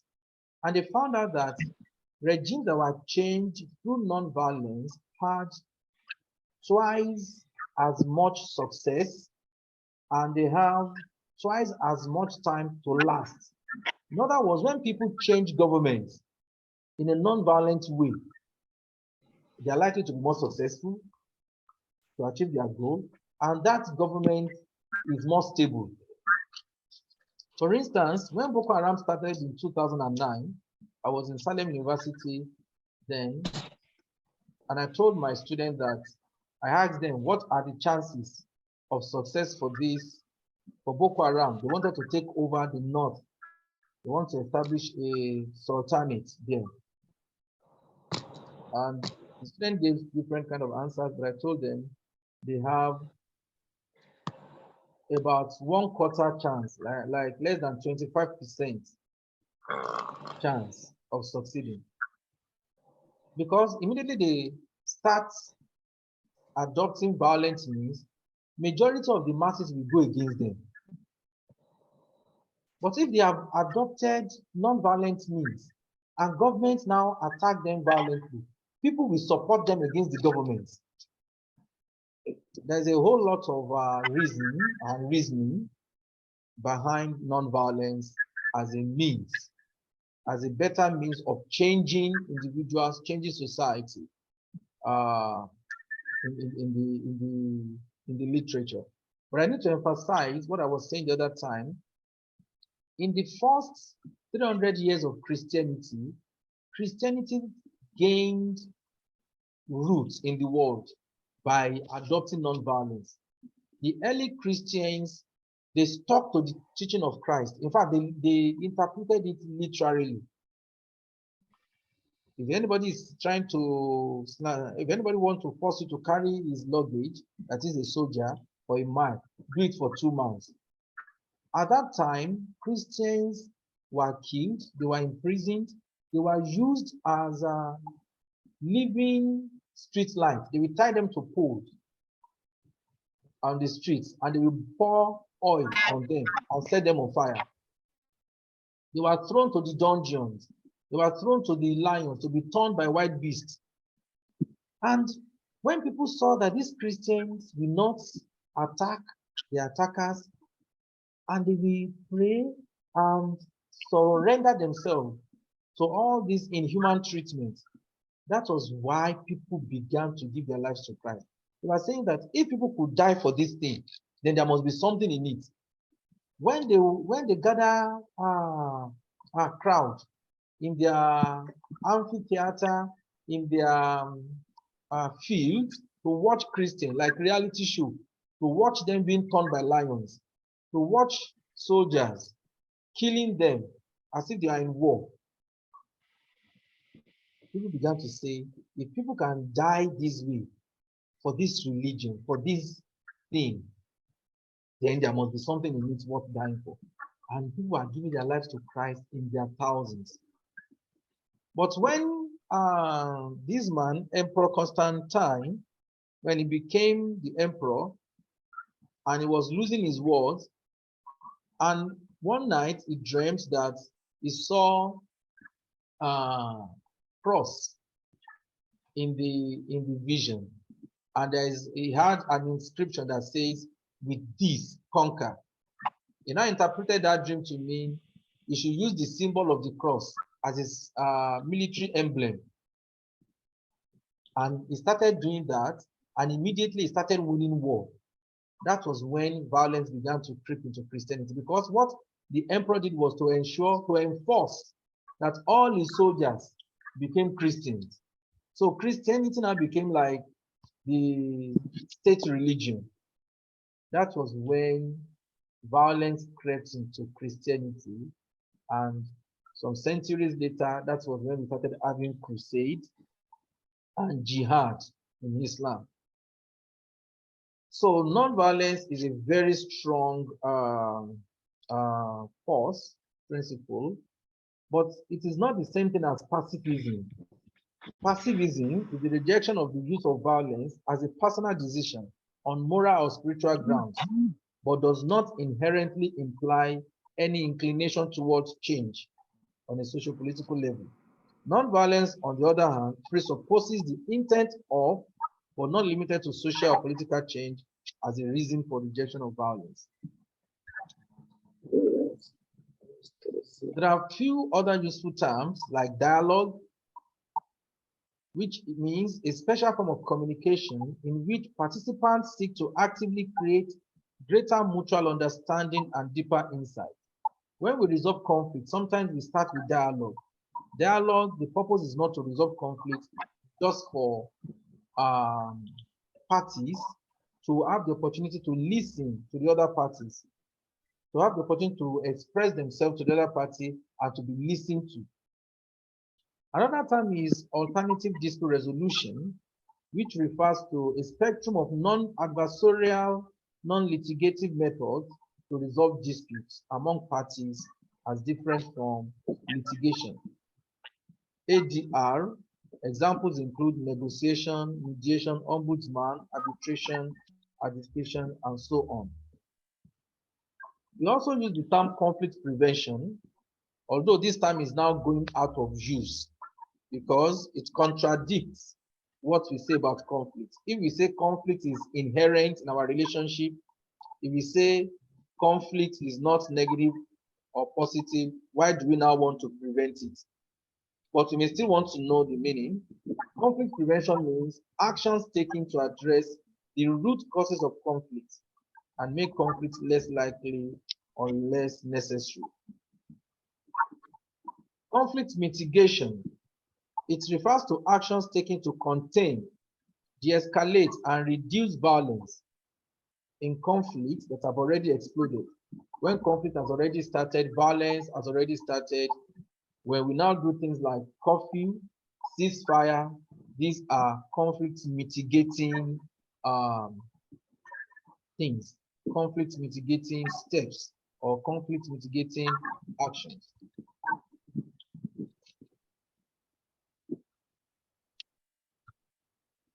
Peacemaking. Jesus Christ said, "Blessed are the peacemakers, for they shall inherit the earth." Peacemaking in conflict resolution parlance means effort to transform conflict with a view of ending it. It involves moving towards settlement of armed conflicts where conflict parties are induced to reach agreement voluntarily. Peace building, on the other hand, means the initiation or institutionalization of structures and processes for ensuring sustainable peace in society, especially society that just emerging from violent conflict. In other words, when we put, sometimes we may need to change certain laws, certain policies in order to institutionalize peace. We may need to create departments, agencies that will see towards peace building. Sometimes it will involve education process, media, and so on and so forth. Peacekeeping is a common term, and it refers to effort by third-party states to deploy their armed forces to maintain a cessation of armed hostilities or ceasefire between parties in order to end violence. So UN does this a lot, and other regional organizations, EU, African Union, even ECOWAS.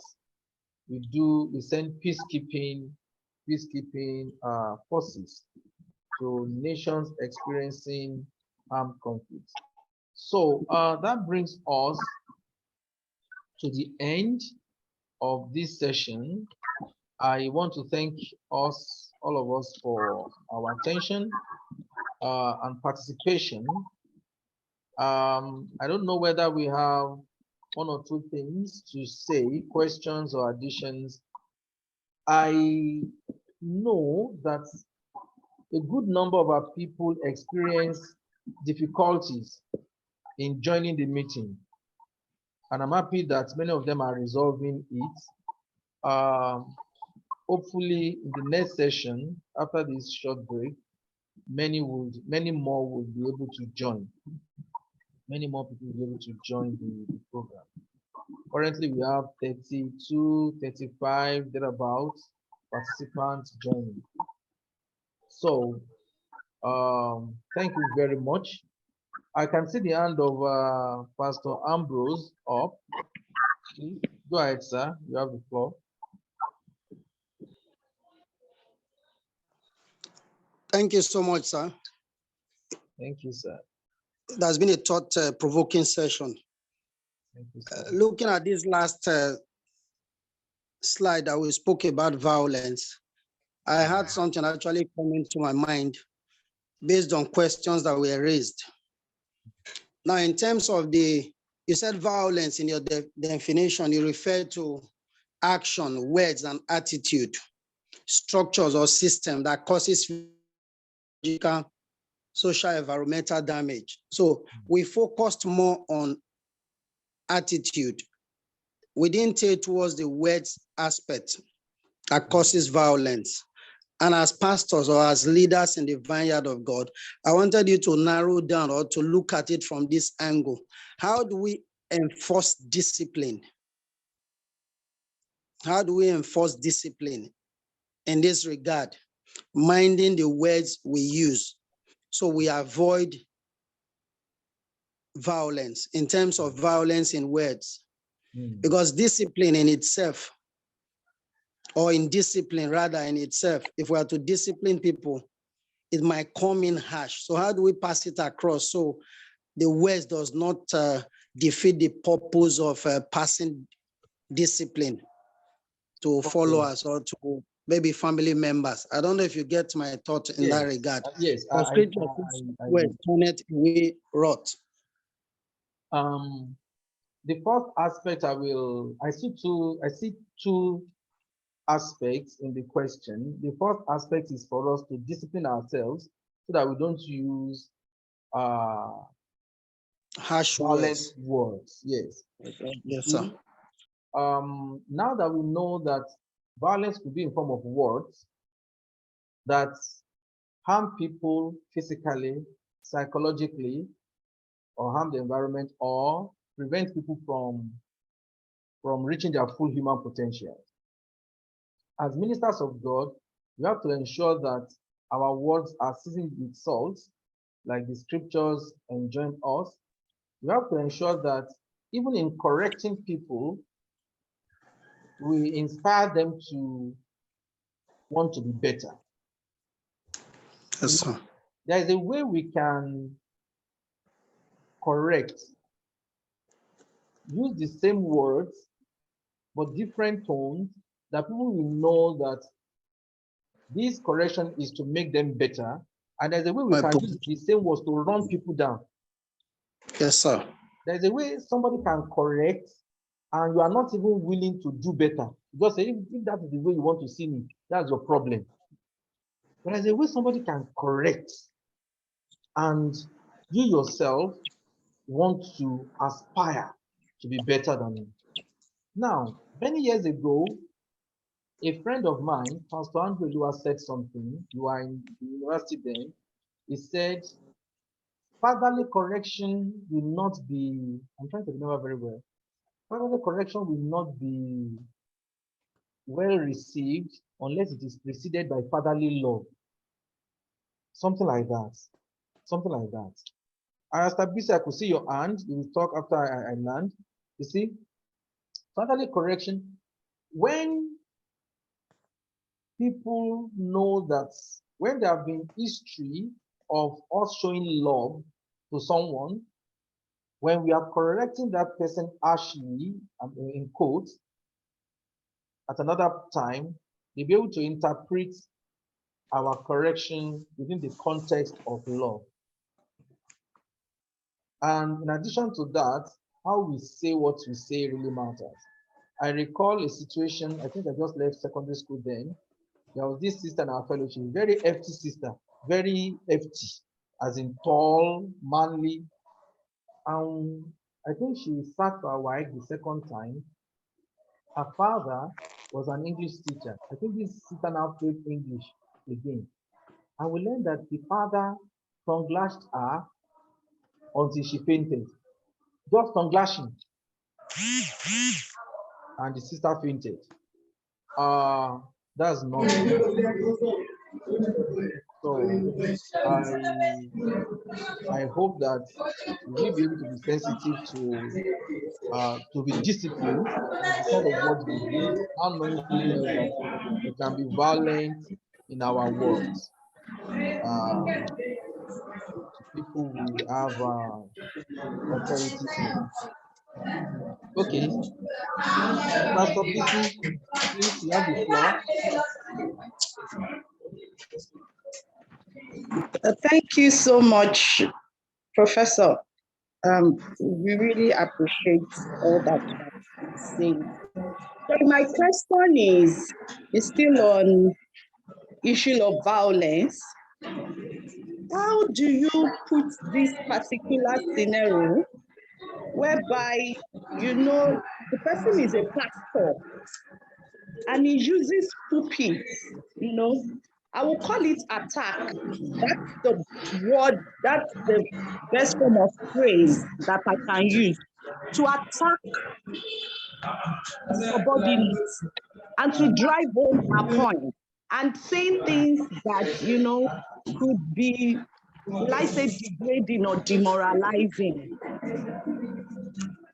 Where do we put that, or what kind of violence do we say that is? I hope you understand my question, sir. Yes, ma, I do. Yes, using pulpit. I know for some of us, for some people that are pastors, they use pulpit a lot. Using the altar, you know, to, I would call it attack. You know, when we preach, we cannot, you know, people cannot respond back to us. You know, that is. Thank you very much, ma. I think the best for us that are participating in these calls, now that we are conscious of that, we should train ourselves not to use our altar or our pulpit to attack people. Pastor Adeshokon, please help us mute. We should try not to do that. Now, for those who are doing it, maybe some of them may not be aware. Some of them may not be aware. There are people we have relationship with. Maybe we can call them and talk with them and have a discussion with them. But if they are difficult people who we don't have relationship with, maybe we can identify someone who has authority over them, and we can let the person know that what they are doing is violent in nature in the name of preaching. But ultimately, as Christians, we can exercise the spiritual dimension of peace by praying for them. But the practical steps to take is for us to talk to them, discuss it with them.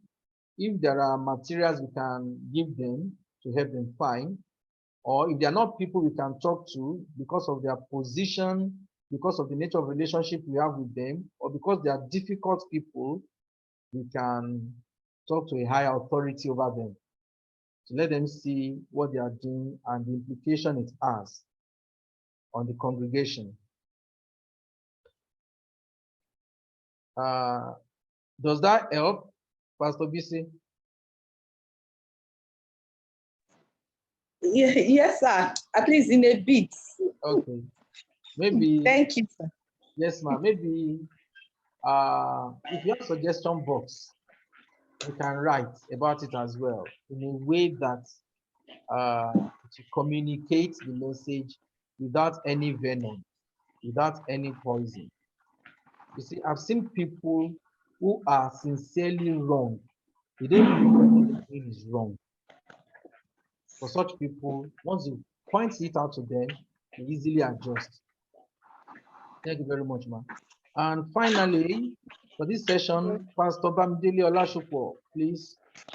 Okay, sir. On the last question, sir, I just want to add a point that each and every one of us should also develop an accommodating attitude, I call it, because sometimes the example given may just seem like he's talking to you, and it may not necessarily be direct or an attack.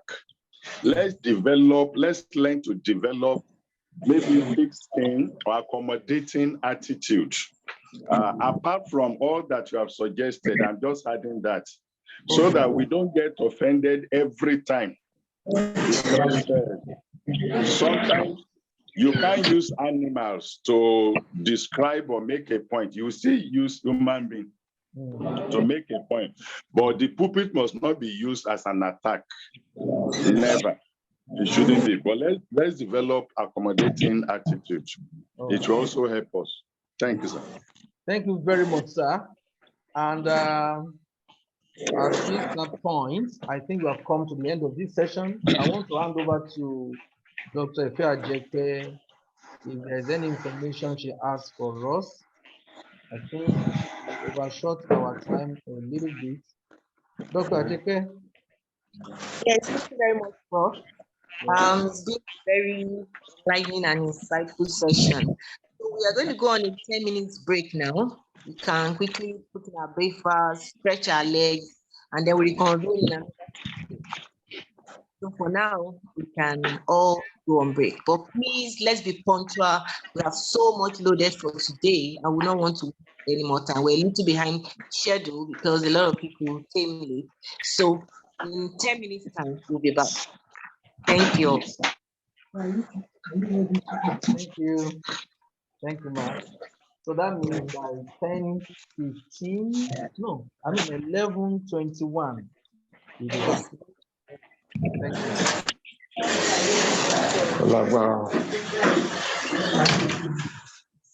Thank you, Ma. Thank you, sir. Okay.